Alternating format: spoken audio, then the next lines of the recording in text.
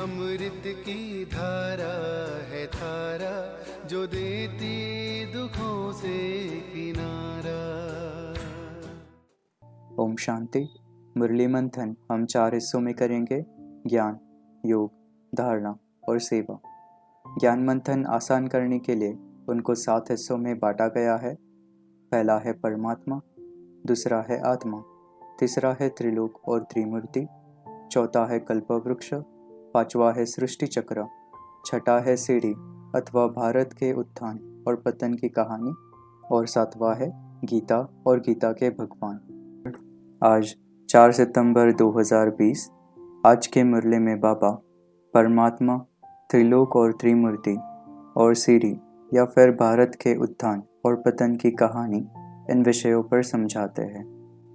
आज के महावाक्य है, मीठे बच्चे, जब तुम फूल बनेंगे तब यह भारत कांटों के जंगल से संपूर्ण फूलों का बगीचा बनेगा। बाबा आया है तुम्हें फूल बनाने। ज्ञान में पहले है परमात्मा। बागवान भी निराकार को कहा जाता है, माली भी निराकार को कहा जाता है, साकार को नहीं। बाप समझाएंगे तो जरूर शरीर द्वारा ना। शरीर के साथ ही उनको माली, बागवान कहा जाता है, जो इस विश्व को फूलों का बगीचा बनाते हैं। बाप पवित्र दुनिया बनाते हैं, बच्चों के लिए स्वर्ग की स्थापना करते हैं। दूसरा है त्रिलोक और त्रिमूर्ति। बाबा ब्रह्मा द्वारा समझाते हैं। तार लिखते हैं तो एड्रेस डालते हैं, शिव बाबा केयर ऑफ ब्रह्मा। प्रजापिता ब्रह्मा भी है, वह रूहानी पिता, वह जिस्मानी पिता। उनसे जिस्मानी रचना रची जाती है, ब्राह्मण रचे जाते हैं। बाप है मनुष्य सृष्टि के रचता, ब्रह्मा द्वारा अब नई रचना रचते हैं। चिट्ठियाँ आती है, सब लिखते हैं बाप दादा। शिव बाबा को बाप, ब्रह्मा को दादा कहते हैं। एक को कभी बाप दादा नहीं कहेंगे। यह वंडरफुल बात है, इसमें सच्चा सच्चा ज्ञान है। तीसरा है सीढ़ी अथवा भारत के उत्थान और पतन की कहानी। बाप ब्रह्मा के रथ द्वारा ही समझाते हैं। भारत खास और दुनिया आम, सबको हम पतित से पावन बनने का रास्ता बताते हैं। बाप कहते हैं, ड्रामा अनुसार जब तुम फूल बन जाएंगे और जब समय आ जाएगा तो संपूर्ण बगीचा बन जाएगा। बगीचा था जहाँ यह देवताएं रहते थे, वहाँ कोई दुख नहीं था। यहाँ इस कांटों के जंगल में तो दुख है। रावण का राज्य है, कांटों का जंगल है। अभी इस दुनिया में पुण्य आत्माओं के सिर्फ चित्र है, राजधानी के हेड्स के चित्र है, और उन्हों को ऐसा बनाने वाला निराकार है शिव। इसमें भी शिव का तो बड़ा लिंग बना देते हैं। इन लक्ष्मी नारायण का विश्व में राज्य था, इनके लिए कहा भी कोई ग्लानि की बात नहीं लिखते। बाकी यह है तुम्हारी एम ऑब्जेक्ट। राधे कृष्ण कौन है? मनुष्य बेचारे एकदम मुंझे हुए हैं, कुछ नहीं समझते। जो बाप द्वारा समझते हैं वह समझाने लायक भी बनते हैं, नहीं तो लायक बन नहीं सकते, दैवी गुण धारण कर नहीं सकते। भल कितना भी समझाओ, परंतु ड्रामा अनुसार ऐसा होना ही है।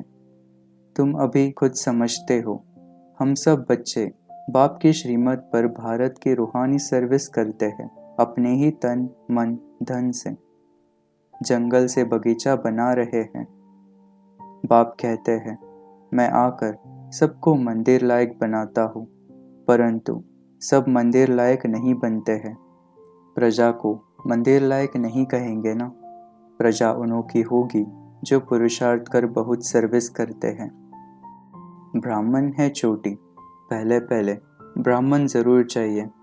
विराट रूप की है यह चोटी। ब्राह्मण, देवता, क्षत्रिय, वैश्य, शूद्र। पहले शूद्र तो नहीं हो सकते। बाप ब्रह्मा द्वारा ब्राह्मण रचते हैं, शूद्र कैसे और किस द्वारा रचेंगे?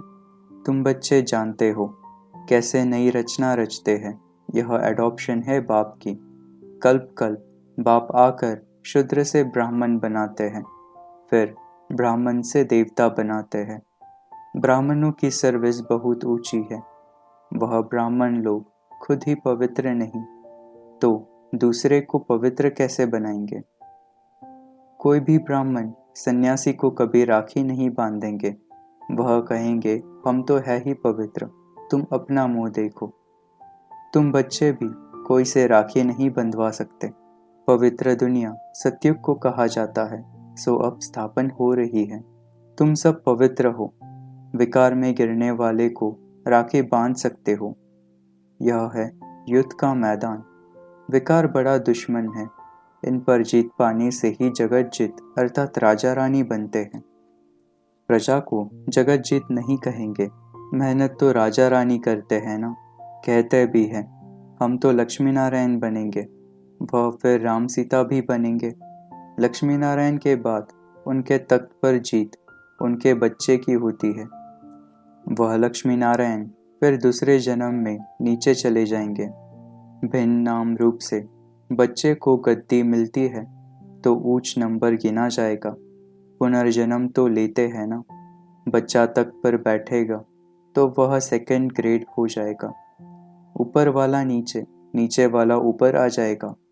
अब बच्चों को सर्विस में लग जाना चाहिए। पवित्र होना भी बहुत ज़रूरी है। अच्छा पुरुषार्थ थोड़े करते हैं, पवित्र सारी दुनिया बन जाती है। यह ड्रामा अनुसार होना ही है। यह खेल बना हुआ है। तुम पवित्र बन जाते हो, फिर विनाश शुरू हो जाता है। सत्युग की स्थापना हो जाती है। तुम हो रूहानी मिलिट्री। जब तक राजधानी स्थापन न हो जाए तब तक विनाश नहीं होगा। तुम बहुत गुप्त वॉरियर्स हो। सत्युग होना ही है कलयुग के बाद। फिर सत्युग में कभी लड़ाई नहीं होती। सब आत्माएं जो पार्ट बजाती है वह सब नूंदा हुआ है। हर एक का इस ड्रामा में पार्ट है। पार्ट बजाते बजाते तुम तमोप्रधान बने हो। फिर बाप ऊपर ले जाते हैं। 5000 वर्ष लगते हैं ऊपर जाकर फिर उतरने में। जिसने बहुत भक्ति की है उनको ही तीर लगेगा। झट धारणा होगी। हिसाब ही वंडरफुल है। पहले नंबर में पावन वही फिर पतित बनते हैं। कोई की तकदीर में नहीं है तो पढ़ाई को छोड़ देते हैं। योग जो बाप को याद करते हैं वह जल्दी ऊपर चढ़ते हैं। बाबा को याद करते होंगे तो ही समझाने का पूरा तीर किसको लगेगा।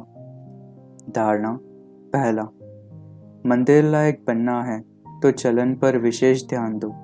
चलन बहुत मीठी और रॉयल होनी चाहिए। इतना मीठापन हो जो दूसरे को उसकी महसूसता आए। अनेकों को बाप का परिचय दो।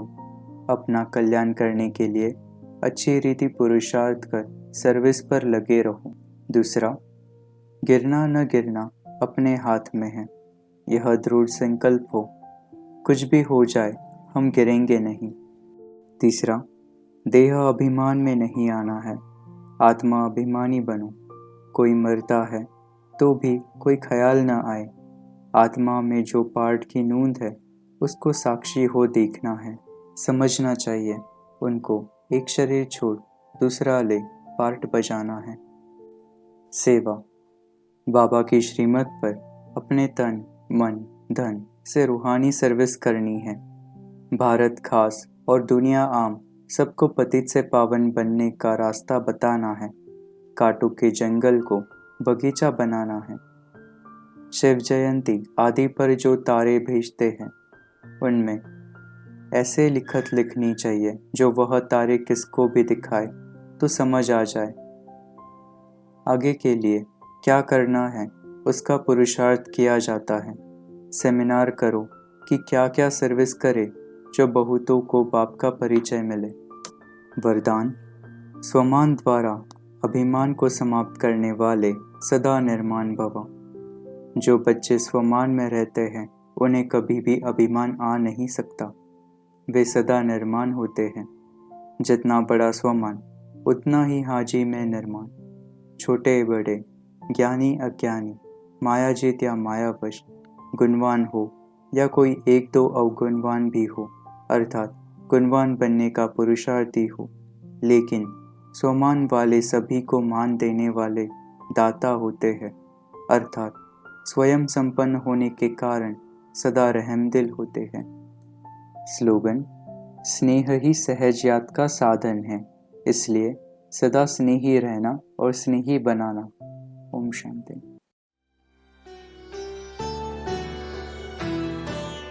मुरली अमृत की धारा है धारा, जो देती दुखों से किनारा।